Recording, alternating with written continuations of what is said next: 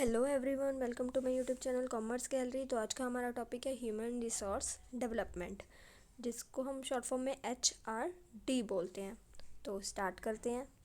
Human resource development के पहले introduction देख लेते हैं। तो अगर हम बात करें इसकी इंट्रोडक्शन की, तो इसको फर्स्ट टाइम जो इस टर्म को यूज़ किया था वो किसने किया था? लेन नेडलर ने।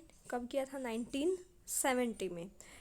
ये जो नेट के पॉइंट ऑफ व्यू से है, ये भी बहुत इंपॉर्टेंट इसका क्वेश्चन बन जाता है कि HRD को फर्स्टली किसने इंट्रोड्यूस किया था? तो by Len Nadler. And in which time? तो 1970 में। अब ये इसमें होता क्या है कि इसमें क्या किया जाता है, जो हमारे ऑर्गेनाइजेशन में एम्प्लॉयज़ हैं उनकी डेवलपमेंट को देखा जाता है कि उनकी एफिशिएंसी इन्हांस हो, उनकी कॉम्पिटेंसीज इन्हांस हो। ये सब देखा जाता है ताकि ऑर्गेनाइजेशन के गोल को हम अचीव कर सकें। इसमें ओवरऑल डेवलपमेंट जो है, या फिर कहें टोटल डेवलपमेंट जो है पर्सोनल की, उसको इंश्योर किया जाता है कि वो हो सके। टोटल डेवलपमेंट पर्सोनल की ये कंटिन्यूस प्रोसेस है। एज वी ऑल नो कि जो हमारा बिजनेस ऑर्गेनाइजेशन का इन्वायरमेंट है वो टोटली डायनामिक है। वहाँ पे हर time micro level macro level पे चेंजेस आते रहते हैं।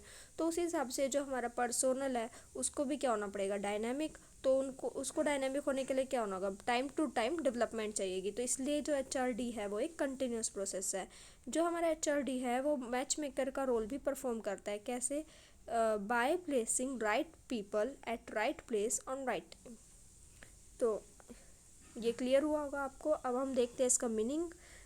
इस ये क्या कहता है, या ह्यूमन रिसोर्स डेवलपमेंट का क्या मीनिंग है? इसका मीनिंग है कि वो सारी एक्टिविटीज़ इसके अंदर आती है।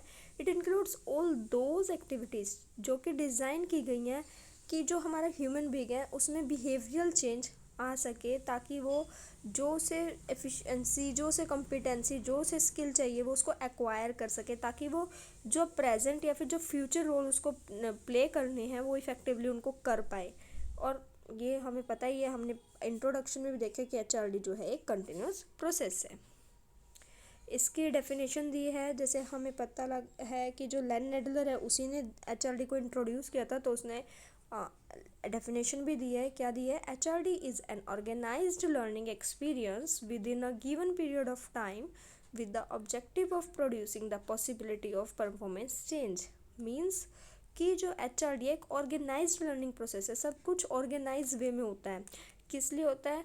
एक एक ऑब्जेक्टिव के साथ होता है कि जो भी परफॉर्मेंस है ना हमारी, उसमें कुछ चेंज आ सके। जो हम चाहते हैं वो जो हमारा मतलब कि हम जो चाहते हैं वो चेंज आ पाए with in a given period of time. ये नहीं कि हमने ट्रेनिंग अगर स्टार्ट की, कब तक स्टार्ट रहेगी?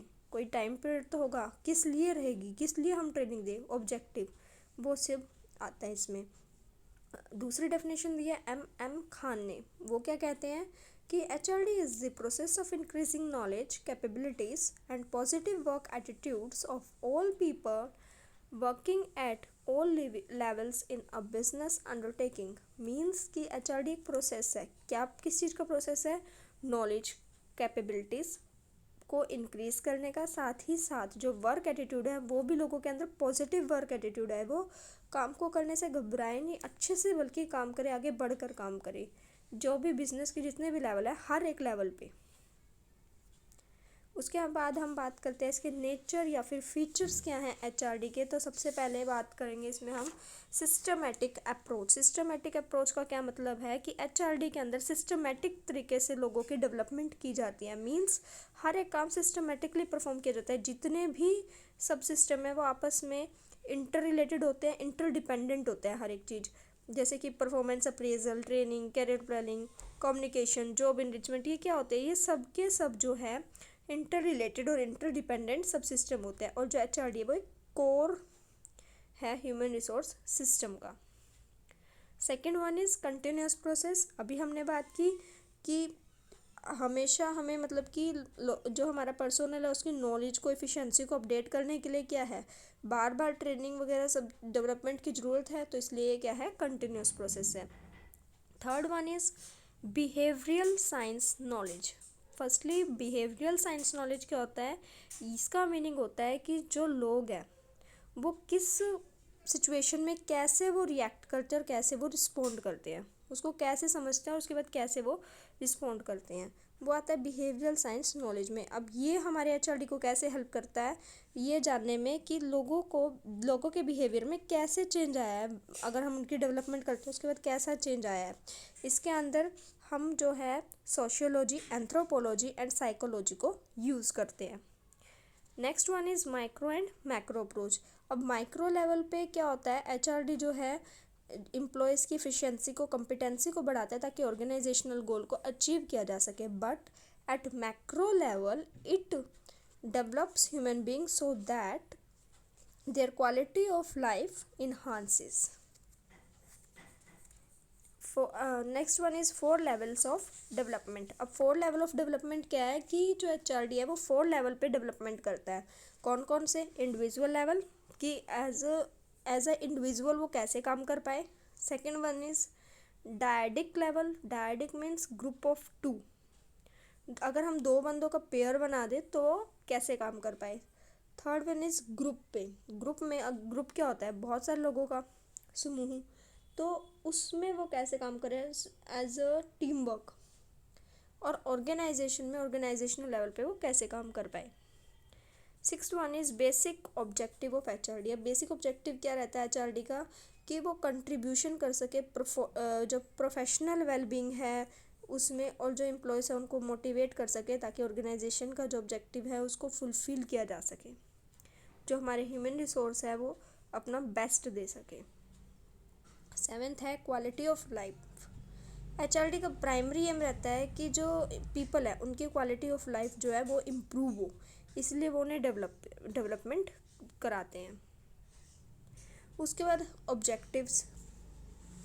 ऑब्जेक्टिव क्या है? हमने देखा है कि भाई इसमें क्या होता है, ओवरऑल डेवलपमेंट होती है पर्सनल की, तो वही पहला ऑब्जेक्टिव है, overall development of the personnel. Second one is develop the employees capabilities, ताकि वो प्रेजेंट और फ्यूचर जॉब रोल्स को हैंडल अच्छे से कर सके। Third one is generate systematic information. किस लिए उसको जनरेट करनी है? ताकि वो ह्यूमन रिसोर्स की मैन पावर प्लानिंग वगैरह सब कर सके। Fourth one is develop the constructive mind and overall personality of every employee. Constructive mind means कि अगर हम जैसे पहले से सोच के चलेंगे हमें आज ये काम करना है या फिर कुछ, तो वैसे ही उनका माइंड सेट हो कि हाँ हमें ये काम ऐसे करना है और अच्छे से करना है ये सब, और उनकी ओवरऑल पर्सनैलिटी में भी डेवलपमेंट आए।